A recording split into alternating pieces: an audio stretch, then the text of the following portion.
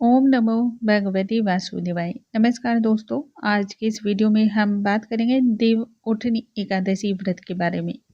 देव उठनी एकादशी कब है, तिथि कौन सी है, इसके अलावा पूजा का शुभ मुहूर्त क्या होगा, किस प्रकार से भगवान विष्णु की इस दिन पूजा की जाएगी ताकि सौभाग्य की प्राप्ति होगी, सभी प्रकार के सुख की प्राप्ति होगी।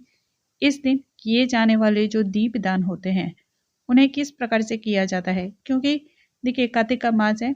इस दिन वैसे भी हम अनेक प्रकार के कार्य करते हैं, पूरे मास हम अनेक विधियों का संकल्प भी लेते हैं, लेकिन देव उठनी एकादशी के दिन कुछ अलग से नियमों का हमें पालन करना पड़ता है, जिससे भगवान नारायण के साथ ही माँ लक्ष्मी का भी वास होता है। इसलिए इन नियमों के बारे में जानेंगे। पूजा की विधि क्या होगी, किस प्रकार से पूजा करना है, यदि आपके पास शालिग्राम ना हो तब किस प्रकार से हम देव उठनी एकादशी पर पूजा को पूर्ण करेंगे, और क्या आपके पास लड्डू गोपाल है, यदि लड्डू गोपाल है तो उससे क्या हम इस व्रत को, इस पूजन को कर सकते हैं अथवा नहीं कर सकते हैं। ऐसी अनेक प्रकार की जानकारियां आज के इस वीडियो में मैं देने वाली हूँ। आइए वीडियो को हम स्टार्ट करते हैं। नमस्कार दोस्तों, कैसे हैं आप सभी। उम्मीद करती हूँ आप सभी स्वस्थ होंगे, सुरक्षित होंगे और आप सभी को उत्तम भविष्य की कामना करते हुए आज का ये वीडियो स्टार्ट करती हूँ। हिंदू धर्म शास्त्रों में देव उठनी एकादशी का विशेष महत्व बतलाया गया है। इस दिन भगवान श्री हरि, भगवान श्री नारायण की पूजा विशेष तौर पे की जाती है शालिग्राम के स्वरूप में। यदि आपके पास शालिग्राम है तब यह बहुत ही उत्तम बतलाया गया है। यदि किसी भी भक्त के पास शालिग्राम ना हो तब ऐसे में क्या करना चाहिए।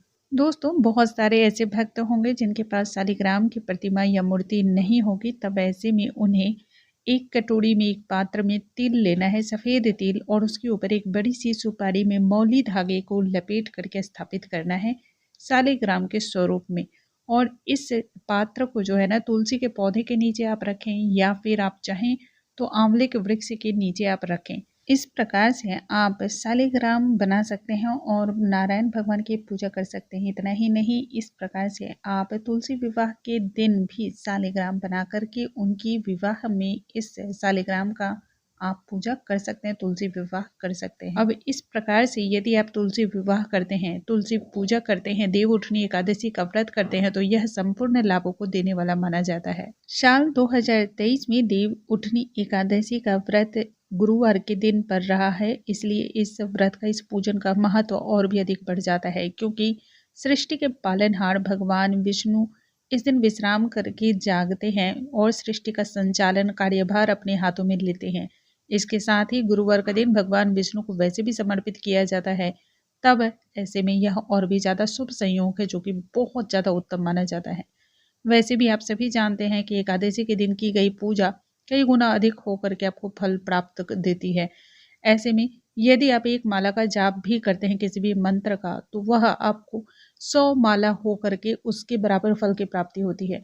यदि आप देव उठनी एकादशी के दिन या कार्तिक मास के किसी भी दिन इस प्रकार के कार्य करते हैं, दीप दान करते हैं, तो वह 100 गुना अधिक होकर के आपको प्राप्त होती है। किसी भी प्रकार का अन्न का दान, वस्त्र का दान यदि आप इस दिन करते हैं, वह भी आपको 100 गुना अधिक होकर के प्राप्त होती है। ऐसे में यह देव उठनी एकादशी में किसी भी कार्य को करने में संकोच ना करें, इसमें किसी भी प्रकार की कंजूसी ना करें। वैसे भी हम बहुत सारे गृहस्थ के जीवन में उलझे हुए रहते हैं और अनेक प्रकार के कार्यों से वंचित हो जाते हैं। गृहस्थ जीवन में होने की वजह से अनेक कार्यों का हम त्याग भी बहुत आसानी से कर देते हैं। संपूर्ण लाभ की प्राप्ति के लिए आपको यह कार्य अवश्य ही करना है, और देव उठनी एकादशी पर यह कार्य करते हैं तो इससे बड़ा और शुभ मौका तो आपको मिल ही नहीं सकता है।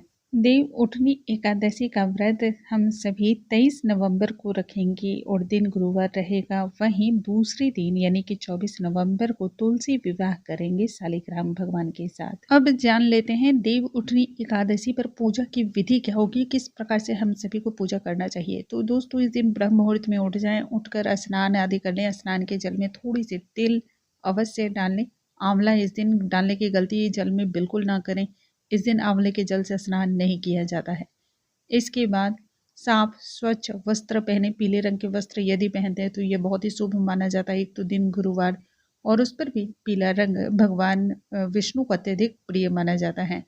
पीले रंग के वस्त्र पहने अपने पूजा स्थल पर सबसे पहले भगवान श्री नारायण, भगवान श्री विष्णु के समक्ष एक दीपक जलाएं दीपक जलाकर व्रत का संकल्प ले लें। सुबह की पूजा विधि के लिए सुबह सबसे पहले स्नान आदि करके स्वच्छ वस्त्र धारण कर लें। उसके बाद व्रत का संकल्प लें। व्रत का संकल्प लेने के बाद भगवान विष्णु को सबसे पहले स्नान कराना है। तो विभिन्न प्रकार से स्नान कराया जाता है। इस दिन आंवले के जल से विशेष उन्हें स्नान कराया जाता है और गन्ने के रस से। इस दिन बहुत ही विशेष होता है यदि आप पंचामृत से स्नान कराते हैं। तो स्नान आदि कराने के बाद आप अपने नारायण भगवान को अच्छी तरह से साफ स्वच्छ वस्त्र से पूज लें। उसके पश्चात आप उन्हें वस्त्र समर्पित करें या फिर वस्त्र के स्वरूप में कलावा समर्पित कर सकते हैं। अब अष्टदन, हल्दी, चंदन इत्यादि आप उन्हें समर्पित करें। इसके पश्चात आपको सबसे पहले जो है ठाकुर जी को या फिर घर में अपने लड्डू गोपाल की सेवा ले रखी है तो उन सभी का भी इसी प्रकार से आपको सब कुछ कर लेना है। उसके पश्चात वहां पर आपको नैवेद्य के स्वरूप में अर्पण करना है। नैवेद्य में पीली मिठाइयों का खास तौर पे भोग लगाएं, बहुत ही ज़्यादा शुभ होता है। केले का भोग लगाएं और ऋतु फल का भोग लगा सकते हैं। तो इस प्रकार से आपको नैवेद्य अर्पण करना है। नैवेद्य में तुलसी दल अवश्य ही रखें। इसके साथ ही ठाकुर जी के ऊपर भी यानी कि सर के ऊपर भी तुलसी दल रखा जाता है। कहते हैं इस दिन यदि आप तुलसी दल इस प्रकार से रखते हैं तो यह सभी प्रकार के पुण्यों को देने वाली होती है, सभी प्रकार के फलों को प्रदान करने वाली होती है। इस दिन अपने घर के मुख्य द्वार की पूजा वैसे भी बहुत ज़्यादा जरूरी हो जाती है क्योंकि यह देवों की दीपावली मानी जाती है। तो इस दिन आपको अपने घर के मुख्य द्वार पर इस प्रकार से पूजन करना है मुख्य द्वार पर, और माँ लक्ष्मी की इस प्रकार से चरण पादुकाएं जरूर बनानी है।